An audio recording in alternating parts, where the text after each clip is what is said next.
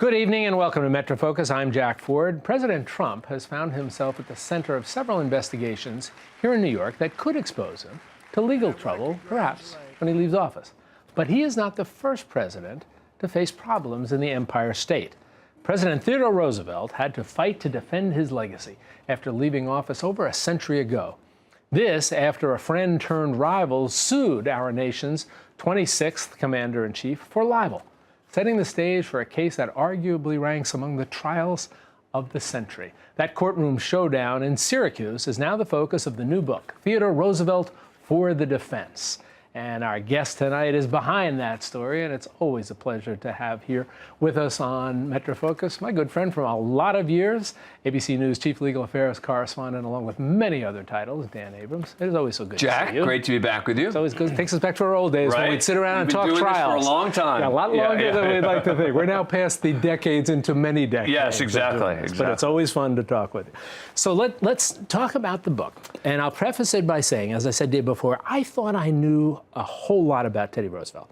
Read a lot of the bios on it. I found him just a fabulously entertaining and curious figure. But I didn't know this story. Yeah.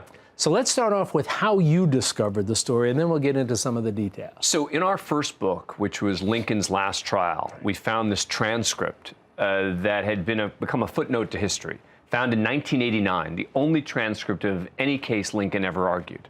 And we told the story surrounding that transcript. And it was a great story, by the way. Thank you, thank We you. talked about the book, we had you here, and it was a marvelous read. It was a fun story as Abraham Lincoln as the lawyer.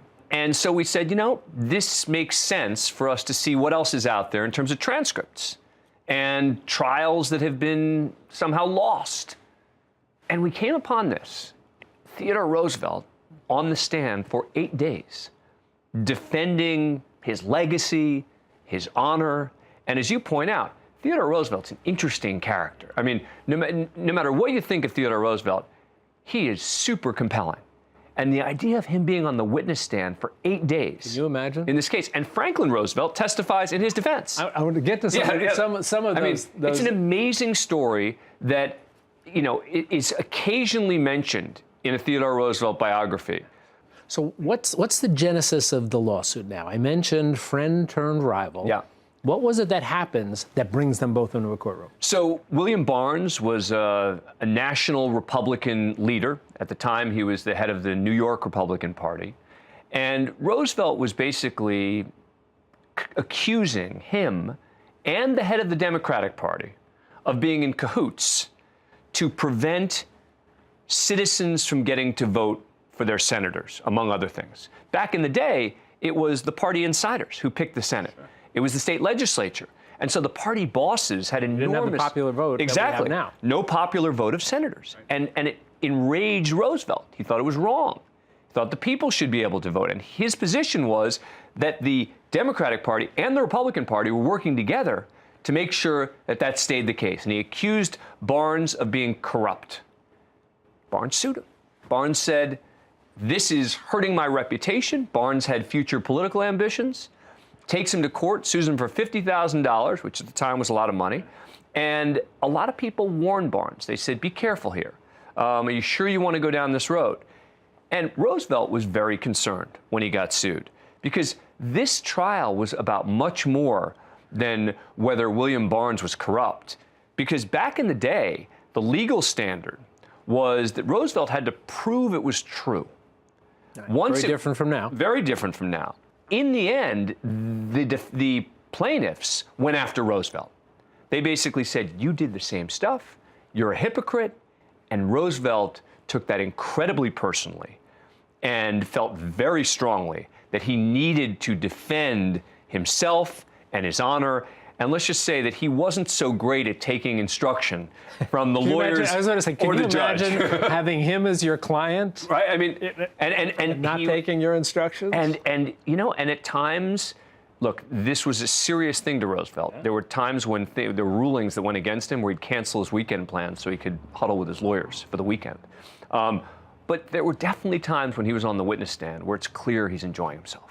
Talk about, we touched base on it a little bit, but the media attention to this, which is, you're sort of surprised that people that the story hasn't continued, especially when you look at the extent of the media coverage. So just reading the New York Times coverage, just the New York Times for a moment, of this trial takes days.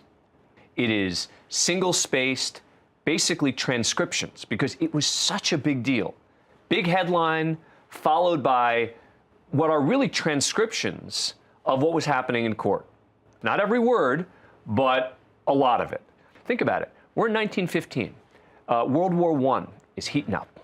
Big decisions have to be made about U.S. involvement. And this trial and, the sinking of the Lusitania was one of the few things that knocked this off the top front page. And of course, it became relevant in the trial because the press wanted to know what Roosevelt's position was now after the Lusitania was sunk. And it became a sensitive issue for him in the trial because there were 3 German Americans who were on the jury. And back then, a lot of German Americans had great sympathy with the Germans. And many German Americans had been very critical of Roosevelt's position up to that point, which had been, we got to get into this war. The Germans are up to... A lot of people don't realize how Wilson won re-election by vowing to keep us out of the war. Yeah. And Roosevelt pushing very, very hard to say, we ought to be in this. And so the Lusitania is sunk during the trial. And his lawyers are concerned, are we going to alienate these 3 of our 12 jurors are German Americans, and as a whole, German Americans have been very supportive of the Germans and very angry with Roosevelt for comments that he's made. So amazingly, World War I ends up connecting to this trial as well. It's amazing how many of the things intersect on this. Are you seeing, you always look for parallels. And so we now have a president, whether you support him or oppose him. I think everybody will agree he is somebody that is not afraid of a fight. Yep. And sometimes will seek out fights. Yep. So do you see parallels? There are definitely parallels. There are also significant differences. But the parallels are Theodore Roosevelt believed enormously in executive power. He thought Congress shouldn't be getting into his business too much. He called people names. Once called Massachusetts and New York Democrats eunuchs, which at the time was, Seems fairly quaint. Yeah. These days now. It's nothing. It's not even going to make it into somebody's Twitter account. No. Yeah. But then that was a big deal. He was a Republican from New York who was very outspoken, knew how to play the media, was also critical of the media. And in fact, at one point, he used the Department of Justice to prosecute members of the media because he didn't like what they were saying about him. A couple of papers had basically suggested that he'd skimmed some of the money in the Panama Canal deal or people close to him. And he went crazy.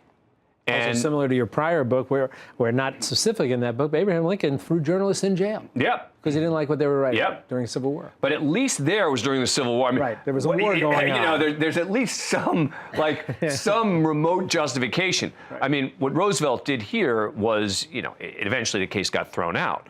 But he had a love-hate relationship with the media. Remember, he's the one who called them initially muckrakers, which at the time was a big insult, which the press took in the end as a badge of honor. So there were a lot of comparisons. And yet, on the other hand, he was someone who cared more about natural resources than almost anything. Most of our national parks are thanks to Theodore Roosevelt. He cared enormously in honesty.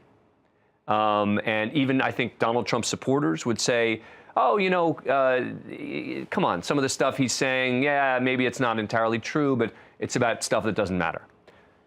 Anything that wasn't the truth mattered to Roosevelt. I got to tell you, this is the second in your string of great discoveries, of great courtroom drama. And we have a good third one coming, too. We haven't announced what it is yet, but you're coming back here. Well, I'm coming back here. It's another one with a transcript, another great case where most people didn't know there's a transcript. Right. And the transcript takes you where you need to go on this journey. Yeah. This is, Dan, it's great history, it's great courtroom drama, And as I said in the beginning, with Teddy Roosevelt at the center, how could it not be Right. entertaining? It's amazing. Thank you. It's a great book, and it's always good to talk with you. you very Congratulations much. on it, and we'll get you back now when the next one comes. Exactly. I appreciate it. I appreciate Okay, it. you be well. Thanks. And a note for you, Dan's going to be back here tomorrow night as we continue our conversation, this time focusing on some of the developments in the legal landscape.